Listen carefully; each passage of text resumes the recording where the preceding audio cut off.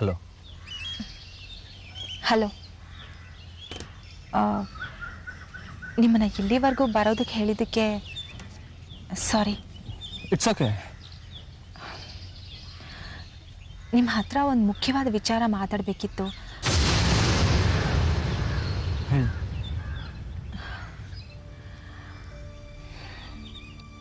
ನೋಡಿ ಅಭಿಷೇಕ್, ನಿಮ್ಮ ತಾಯಿ ನಿಮ್ಮ ಮತ್ತು ಆ ಅಪೂರ್ವನ ಮದುವೆ ನಡಿಬಾರ್ದು ಅಂತ ಬೇರೆ ಏನಾದರೂ ಆಲೋಚನೆ ಮಾಡಿದರೆ ದಯವಿಟ್ಟು ಈಗಲೇ ಹೇಳಿಬಿಡಿ. ಇಲ್ಲ ಇಲ್ಲ, ಹಾಗೇನಿಲ್ಲ. ನನ್ನ ಬೈದು ಬಿಟ್ರೆ ಆ ಥರ ಆಲೋಚನೆ ಏನು ಮಾಡಿಲ್ಲ ಅವರು. ನಿಮ್ಮ ತಂದೆ ಮಾತಿಗೆ ಬೆಲೆ ಕೊಟ್ಟು ನಿಮ್ಮಿಬ್ಬರ ಮದುವೆ ನಡೆಯುತ್ತೆ ಅಂತ ನಂಬಿ ನಾನು ಅವತ್ತು ಹೋದೆ. ಚಿಂತೆ ಹೋಗಿದ್ದಿದ್ರೆ ಪೊಲೀಸ್ವರೆಗೂ ಹೋಗ್ತಾ ಇದ್ದೆ. ನೀವು ಪೊಲೀಸು ಅಂತ ಅಂದಮೇಲೆ ನಮ್ಮಮ್ಮ ಹೆದರ್ಕೊಂಡು ಈಗ ನನ್ನ ಪೂರ್ವ ಮಧ್ಯೆ ಬರಬಾರ್ದು ಅಂತ ನಿರ್ಧಾರ ಮಾಡಿಬಿಟ್ಟಿದ್ದಾರೆ. ಮದುವೆ ಮಾಡದೆ ಬೇರೆ ದಾರಿ ಇಲ್ಲ ಅಂತ ಈಗ ಮದುವೆ ಮಾಡಿ ಆಮೇಲಾದರೂ ನಮ್ಮ ಅಪೂರ್ವನ ನಿಮ್ಮಿಂದ ದೂರ ಮಾಡೋ ಆಲೋಚನೆ ನಿಮ್ಮ ತಾಯಿ ಮಾಡಿರ್ಬಹುದಲ್ವಾ? ಮದುವೆ ಆದಮೇಲೆ ಅದು ಹೇಗೆ ದೂರ ಮಾಡೋಕ್ಕೆ ಸಾಧ್ಯ? ಹೇಗೆ ಅಂದರೆ ಉಪಾಯವಾಗಿ ನನ್ನ ತಂಗಿ ಜೀವನೇ ತೆಗೆಯೋದ್ರ ಮೂಲಕ. ಇಲ್ಲ ಇಲ್ಲ, ನಮ್ಮಮ್ಮ ತಾನು ಅನ್ಕೊಂಡಿರೋದು ನಡೀತಾ ಇಲ್ವಲ್ಲ ಅಂತ ಕೋಪಿಸ್ಕೊಂಡಿರೋದು ಬಿಟ್ರೆ ಕೊಲ್ಲೋ ಅಷ್ಟು ಕಟಕರಲ್ಲ ಅವರು. ಸಾರಿ ಅಭಿಷೇಕ್, ನಿಮ್ಮೆದುರಿಗೆ ನಿಮ್ಮ ತಾಯಿ ಸೊಸೆನ ಕೊಲ್ಲೋ ಹೆಂಗಸು ಅಂತ ಹೇಳಿ ನಿಮ್ಮ ಮನಸ್ಸಿಗೆ ಬೇಜಾರು ಮಾಡಬೇಕು ಅನ್ನೋ ಉದ್ದೇಶ ನನಗಿಲ್ಲ. ಆದರೆ ನಿಮ್ಮ ತಾಯಿ ಇಷ್ಟಪಟ್ಟು ತಂದ್ಕೋಬೇಕು ಅಂತ ಹುಡುಗಿನ ತಂದ್ಕೊಳ್ಳೋದಕ್ಕಾಗ್ಲಿಲ್ವಲ್ಲ ಅಂತ ಮದುವೆ ಆದಮೇಲೆ ನನ್ನ ತಂಗಿನ ಎಲ್ಲಿ ಇಲ್ಲ ಅಂತ ಅನ್ಸೋ ಆಲೋಚನೆ ಮಾಡಿಬಿಡ್ತಾರೋ ಅಂತ ನನಗೆ ತುಂಬ ಆತಂಕ ಆಗ್ತಾ ಇದೆ. ಆ ಆತಂಕಕ್ಕೆ ಕಾರಣನೂ ಇದೆ. ದಯವಿಟ್ಟು ಕಾರಣ ಏನು ಅಂತ ಮಾತ್ರ ಕೇಳಬೇಡಿ. ಒಟ್ಟಿನಲ್ಲಿ ನಿಮ್ಮನ್ನ ಮದುವೆ ಆದಮೇಲೆ ನನ್ನ ತಂಗಿ ಆ ಮನೆಯಲ್ಲಿ ಸುರಕ್ಷಿತವಾಗಿರ್ಬೇಕು, ಅದು ನನಗೆ ಮುಖ್ಯ. ಖಂಡಿತ ಸುರಕ್ಷಿತವಾಗಿರ್ತಾಳೆ. ನನ್ನ ಜೀವ ಇರೋದೇ ಅಪೂರ್ವನ ಜೊತೆ. ಅಪೂರ್ವ ಇಲ್ಲದೆ ನನಗೆ ಬದುಕಕ್ಕಾಗಲ್ಲ ಅಂತ ನಮ್ಮಮ್ಮಂಗೆ ನಾನು ಹೇಳಿದ್ದೀನಿ. ಅಪೂರ್ವಂಗೆ ಯಾರಿಂದ ಯಾವುದೇ ರೀತಿ ತೊಂದರೆ ಆಗದೆ ಇರೋ ರೀತಿ ನಾನು ನೋಡ್ಕೋತೀನಿ. ನನ್ನನ್ನು ನಂಬಿ. ನಾನು ಯಾವತ್ತಿದ್ರೂ ಅಪೂರ್ವನ್ನೇ ಪ್ರೀತಿಸೋದು. ನೋಡಿ ಅಭಿಷೇಕ್, ನಿಮ್ಮ ಮಾತಿನ ಮೇಲೆ ನಂಬಿಕೆ ಇಟ್ಟು ನನ್ನ ತಂಗಿ ಅಪೂರ್ವನ ಮದುವೆ ಮಾಡಿ ನಿಮ್ಮ ಮನೆಗೆ ಕಳಿಸ್ಕೊಡ್ತೀನಿ. ಆದರೆ ದಯವಿಟ್ಟು ಚೆನ್ನಾಗಿ ನೋಡ್ಕೊಳ್ಳಿ.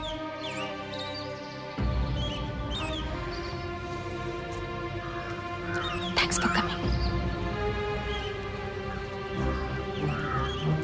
ನಾನು ಬರ್ತೀನಿ.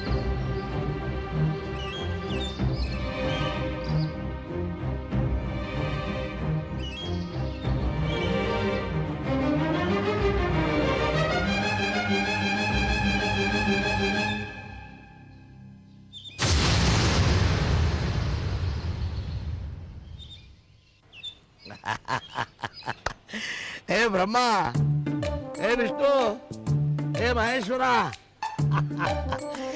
ನಾನು ಚುನಾವಣೆಗೆ ನಿಂತರೆ ನನ್ನ ಪರ ಪ್ರಚಾರ ಮಾಡೋಕ್ಕೆ ನೀವು ಬೀದಿ ಬೀದಿ ಮನೆ ಸುತ್ತೀರಿ ಅಂತ ಹೇಳಿದ್ರಿ. ನಿಮ್ಮ ಈ ವಯಸ್ಸಿನ ಉತ್ಸಾಹ ಪ್ರೋತ್ಸಾಹ ಹ್ಯಾಟ್ಸ್ ಆಫ್, ಕೃತಜ್ಞನಾಗಿರ್ತೀನಿ. ಆದರೆ ನನ್ನ ಪರ ಪ್ರಚಾರ ಮಾಡೋಕ್ಕೆ ಚಾನ್ಸ್ ನಿಮ್ಗೆ ಕೊಡಲ್ಲ ಕಣ.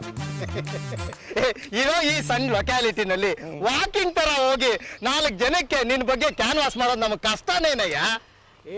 ಏರಿಯಾದಲ್ಲಿ ನಮಗೆ ಪರಿಚಯ ಇರೋರು ಬಹಳ ಜನ ಇದ್ದಾರೆ. ಅವರಿಗೆಲ್ಲ ಹೇಳಿ ನಿನಗೊಂದಿಷ್ಟು ಓಟ್ ಬರೋ ಹಾಗೆ ಮಾಡ್ತೀವಯ್ಯ. ಸರ್ವ, ನಿನಗೊಂದು ಗುಟ್ಟು ಹೇಳ್ತೀನಿ ಕೇಳು. ನಮ್ಮ ಜಾತಿ ಜನಕ್ಕೆಲ್ಲ ನೀನು ನಮ್ಮ ಜಾತಿಯವನಂತ ಸುಳ್ಳು ಹೇಳಿ ಎಲ್ಲ ಓಟು ನಿನ್ಗಾಕ್ಸ್ತೀನಿ ಕಣೋ.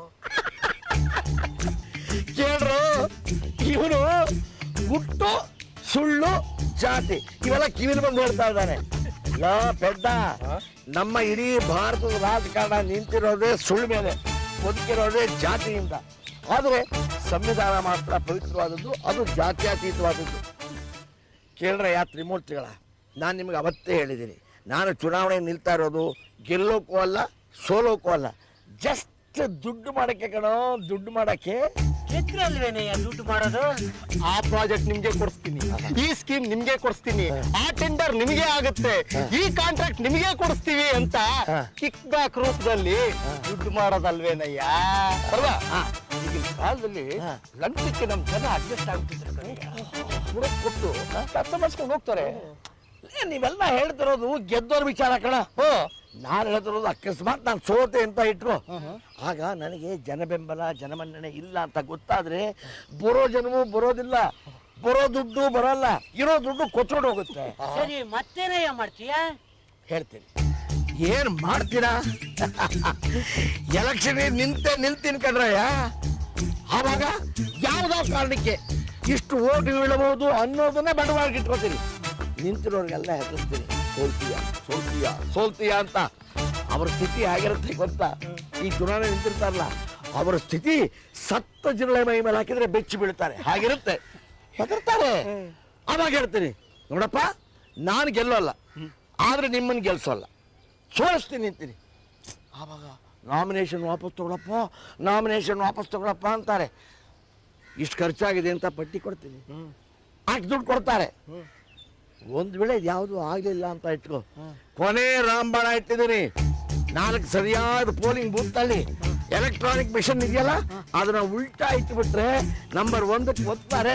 ಮಿನಿಮಮ್ 4,000 ಓಟ್ ನನಗೆ ಗ್ಯಾರಂಟಿ ಬೀಳುತ್ತೆ ಕಣೋ. ಇಷ್ಟು ಹೇಳಿದ ಮೇಲೆ ದುಡ್ಡು ಕೊಡ್ತಾರೆ, ನಾಮಿನೇಷನ್ ವಾಪಸ್ ತಗೋತೀನಿ. ಹಾಗೆ ಐಡಿಯಾ? ಕಿಲ್ಲಾಡಿ ಕಡೆ ಸರ್ವೋತ್ತಮ ರಾಯರಿಗೆ, ಸರ್ವೋತ್ತಮ ರಾಯರಿಗೆ, ಸರ್ವೋತ್ತಮ ರಾಯರಿಗೆ. ಇದು ನನ್ನ first standard school day function, speech ಮಾಡ್ತಾ ಇದ್ದೀನಿ. ಆಮೇಲೆ ರನ್ನಿಂಗ್ ರೇಸಲ್ಲಿ ಫಸ್ಟ್ ಬಂದಿದ್ದು, ಫ್ಯಾನ್ಸಿ ಡ್ರೆಸ್ ಹಾಕೊಂಡಿದ್ದೆ. ಆಮೇಲೆ ಇದು ಅಷ್ಟೇ, ಇದು ಒಂದು 5th ಸ್ಟ್ಯಾಂಡರ್ಡಲ್ಲಿ ಇರಬೇಕಾದ್ರೆ ಸ್ಕೂಲ್ ಡೇ ಮಾಡಿದ್ದಿದ್ದು. ಇವರೆಲ್ಲ ಯಾರು? ಇವರೆಲ್ಲ ನನ್ನ ಫ್ರೆಂಡ್ಸು. ಅದೇ ಸ್ಕೂಲ್ ಡೇ ದಿನಾನೇ ಇದೆಲ್ಲ ಫೋಟೋ ತೆಗೆಸ್ಕೊಂಡು. ಆಮೇಲೆ ಇದು ಅಷ್ಟೇ ಸ್ಕೂಲ್ ಡೇ ಫಂಕ್ಷನು. ಇದು ನನ್ನ ಫ್ರೆಂಡ್ಸ್ ಜೊತೆ ಟ್ರಿಪ್ಗೆ ಹೋಗಿದ್ದಿದ್ದು. ಸಖತ್ ಕ್ಯೂಟ್ ಆಗಿದೆ. ಆಮೇಲೆ ನಾನೊಂದು ಕಾಂಪಿಟೇಷನ್ ಇದು ಮಾಡಿದೆ, ಅದರೊಳಗೆ ಫಸ್ಟ್ ಪ್ರೈಸ್ ಬಂದಿತ್ತು, CM ಸರ್ ಕೊಡ್ತಾ ಇರೋದು. ಆಮೇಲೆ ಇವರೆಲ್ಲ ನನ್ನ ಫ್ರೆಂಡ್ಸು. ಆಮೇಲೆ ಶಿರಡಿ ದೇವಸ್ಥಾನಕ್ಕೆ ಹೋಗಿದ್ವಿ, ಅಲ್ಲಿ ತೆಗ್ದಿದ್ದು ದೇವಸ್ಥಾನ. ಓ ಅಮಿತ್, ಹಲೋ. ನನ್ನ ಮಗಳ ಫೋಟೋಸ್ ನೋಡ್ತಾ ಇದೀಯಾ? ಹೌದು ಸರ್, ಚೆನ್ನಾಗಿದೆ. ಕೂತ್ಕೊಳ್ಳಪ್ಪ, ಕೂತ್ಕೋ. ಇರ್ಲಿ, ಪರವಾಗಿಲ್ಲ ಸರ್. ನಿಶಾ, ನಮ್ಮ ಫಾರಿನ್ ಟೂರ್ ಆಲ್ಬಮ್ ತೋರ್ಸಮ್ಮ. ತೋರಿಸ್ತೀನಿ ಡ್ಯಾಡಿ. ಇದೇನು ಡ್ಯಾಡಿ, ಈಗ ತಾನೇ ಬಂದಿದ್ದೀರಾ, ಮತ್ತೆ ಎಲ್ಲೋ ಹೊರಟಾಗಿದೆ? ಸ್ವಲ್ಪ ಬ್ಯಾಂಕ್ ಹತ್ರ ಹೋಗ್ಬೇಕಮ್ಮ. 75 ಲಕ್ಷ ರೂಪಾಯಿ ಒಂದು FD ಡಿಸ್ಚಾರ್ಜ್ ಮಾಡಿ ರೀಇನ್ವೆಸ್ಟ್ ಮಾಡೋಣ ಅಂತ. 2 ಕೋಟಿ ರೂಪಾಯಿಗೆ ಒಂದು ಪ್ರಾಪರ್ಟಿ ನೋಡಿದ್ದೀನಿ, ಅದನ್ನು ಕೊಂಡ್ಕೊಳ್ಳೋಣ ಅಂತ ಬ್ಯಾಂಕ್ ಮ್ಯಾನೇಜರ್ಗೆ ಫೋನ್ ಮಾಡಿದ್ದೆ. ಈ ಟೈಮಲ್ಲಿ ಫ್ರೀ ಆಗಿರ್ತೀನಿ ಅಂತಂದ್ರು, ಅದಕ್ಕೆ ಹೋಗಿ ನೋಡ್ಕೊಂಡು ಬರ್ತೀನಮ್ಮ. ನಿಶಾ, ನಾನು ಹೋಗ್ಬೇಕಿತ್ತು. ಅರೆ ನೀನ್ ಕೂತ್ಕೊಳ್ಳಪ್ಪ, ನನಗೆ ಕೆಲಸ ಇದೆ, ಹೋಗ್ತಾ ಇದ್ದೀನಿ. ಇನ್ನೂ 1 ಗಂಟೆಗೆ ನೋಡೋ ಅಷ್ಟು ಫೋಟೋ ಇದೆ. ನಿಶಾ ಅವಳ ಫ್ರೆಂಡ್ಸ್ ಯಾರಿಗೂ ಫೋಟೋ ತೋರಿಸಲ್ಲ, ಅದೇನೋ ನಿನ್ನನ್ನು ಕರ್ಕೊಂಡ್ ಬಂದ್ಬಿಟ್ಟು ಫೋಟೋ ತೋರಿಸ್ತಾ ಇದ್ದಾಳೆ. ನಿಶಾ, ಅಮಿತ್ಗೆ ಏನಾದ್ರು ಜ್ಯೂಸ್ ಕೊಟ್ಟಿಯೇನಮ್ಮ? ಇಲ್ಲ ಡ್ಯಾಡಿ, ಕೊಡ್ತೀನಿ. ಕೊಡಮ್ಮ. ಬಾಯ್. ಬಾಯ್. ಕುತ್ಕೊ ಅಮಿತ್, ಕುಡಿಯೋಕೆ ಏನಾದ್ರು ತಗೊಂಡ್ಬರ್ತೀನಿ.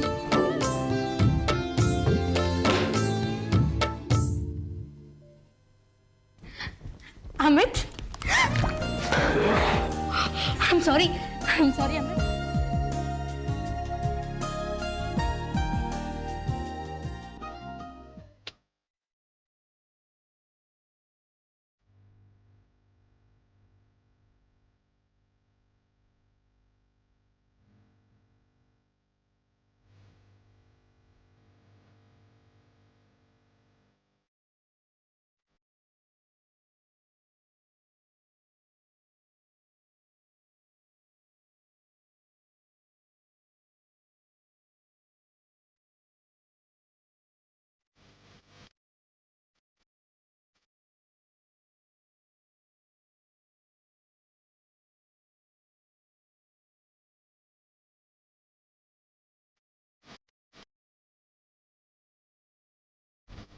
I'm sorry.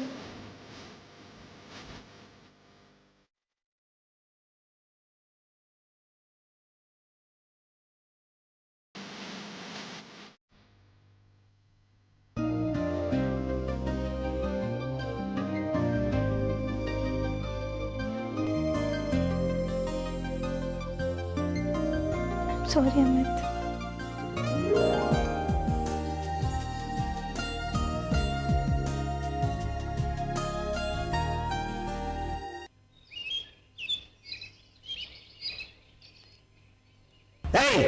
ನನಗೆಲ್ಲ ಗೊತ್ತಿದೆ ಕಡೆಯ, ಅದು ಪಾರ್ಕ್ ಆಗ್ಬೇಕಾರ ಜಾಗ ಅದು. ಆದ್ರೆ ನಿಮ್ಮ ಕಾರ್ಪೊರೇಟರ್ 1 ಗುಂಟೆ ಮಾರ್ಕೊಂಡ್ಬಿಟ್ಟಿದ್ದಾನೆ. ಮೊನ್ನೆ ಮೆಷರ್ ಮಾಡಿದ್ರೆ ಕಮ್ಮಿ ಇದೆ. ನನಗವೆಲ್ಲ ಭೂಕೋಳೆ ಬಿಡಬೇಡಿ. ಆ ಚರಂಡಿ ಮುಚ್ಚಿಸ್ತಿದ್ದ ದುಡ್ಡಿಂದ ಮುಚ್ಚಿಲ್ಲ. ನಾಳೆ ಇಶ್ಯೂ ಮಾಡ್ತೀನಿ ಇದ್ದ ಪೇಪರ್ದವ್ರನ್ನ, ಪ್ರೆಸ್ದವ್ರನ್ನ ಕರೆಸ್ತೀನಿ. ಪುಕ್ಷಟ್ಟ ಅಲ್ಲ. ಈಡಯ್ಯ ಫೋನ್ ನನಗೆಲ್ಲ ಗೊತ್ತಿದೆ. ಮಳೆ ಬರ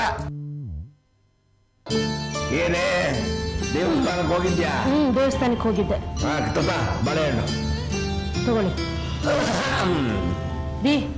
ದಾರಿಯಲ್ಲಿ ಗಣೇಶನ್ ಗುಡಿ ಅರ್ಚಕರು ಸಿಕ್ಕಿದ್ರು. ನಿಮ್ ಯಜಮಾನ್ರು ಚೆನ್ನಾಗಿದಾರ ಅಂತ ವಿಚಾರಿಸಿದ್ರು ನಿಮ್ಮನ್ನ. ಅವ್ರು ಚೆನ್ನಾಗಿಲ್ದ ನಾ ಮದುವೆ ಆಗ್ತಿದ್ದ ಅಂತ.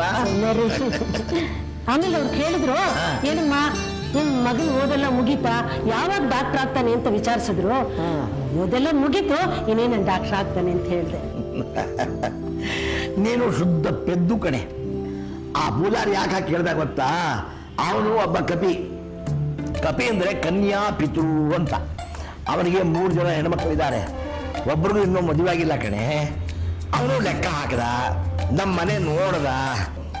ಜೊತೆಗೆ ನನ್ನ ಮಗ ಡಾಕ್ಟರ್ ಆಗ್ತಾನೆ, ಪೂಗಿಸಟ್ಟೆ ಡಾಕ್ಟರ್ ಅಲಿಯ ಸಿಕ್ಕಿಬಿಡ್ತಾನೆ. ಯಾರೋ ಭಕ್ತರು ಮಾಡಿಸಿರೋ ಶಾಲೆಯನ್ನ ಪುಡಿಯೋರಲ್ಲಿ ಮದುವೆ ಮಾಡಿ ಮುಗಿಸ್ಬೋದು ಅಂತ ಲೆಕ್ಕ ಹಾಕಿದ.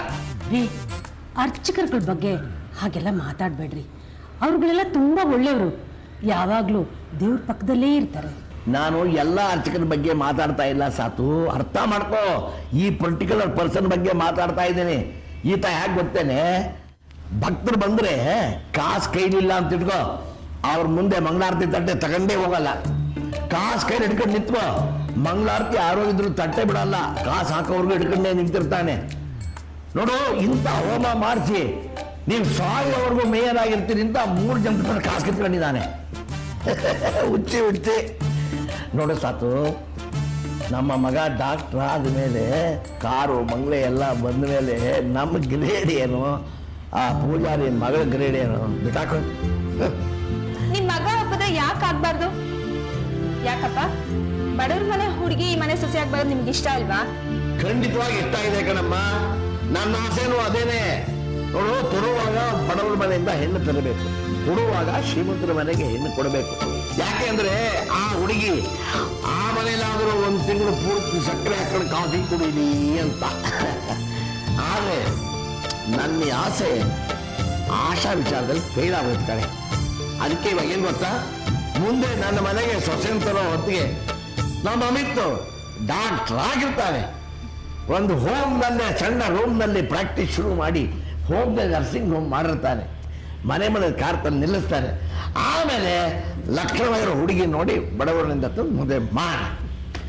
ಹೌದು ರೀ, ಅವಳಿಗೆ ಕಷ್ಟ ಸುಖ ಗೊತ್ತಿರ್ಬೇಕು. ನಮ್ಮನ್ನೆಲ್ಲ ಹೊಂದ್ಕೊಂಡು ಹೋಗೋಕೆ ಅಭ್ಯಾಸ ಆಗಿರ್ಬೇಕು ಅವಳಿಗೆ. ನಮ್ಮ ಅರ್ಚಕರ ಮನೆ ಹೆಣ್ಮಕ್ಳು ತುಂಬಾ ಚೆನ್ನಾಗಿದ್ದಾರೆ, ಲಕ್ಷಣವಾಗಿದ್ದಾರೆ. ಅಂತ ಓದಿದ್ರು ತಕ್ಕ ಮಟ್ಟಿಗೆ ಓದಿದ್ದಾರೆ. ಅರ್ಚಕರು ತುಂಬಾ ಒಳ್ಳೆಯವರು.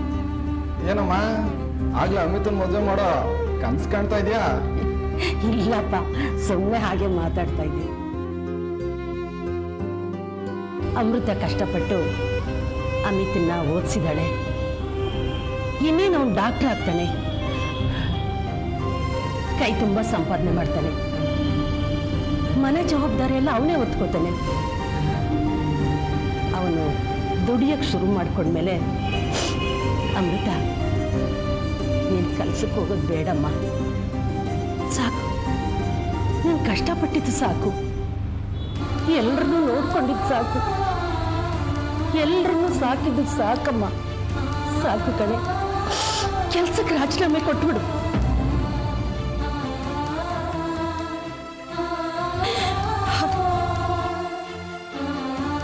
ಒಂದು ಒಳ್ಳೆ ಕಡೆ ಗಂಡ ನೋಡಿ ಮದುವೆ ಮಾಡ್ಬೇಕು ಕಣ್ಣು. ನೀನು ನಿನ್ ಗಂಡ ಮಗು ಎಲ್ಲರೂ ಸಂತೋಷವಾಗಿ ಸಂಸಾರ ಮಾಡ್ಕೊಂಡಿರೋದನ್ನ ನನ್ನ ಕಣ್ಣು ತುಂಬ ನೋಡ್ಬೇಕು ಕಣೆ.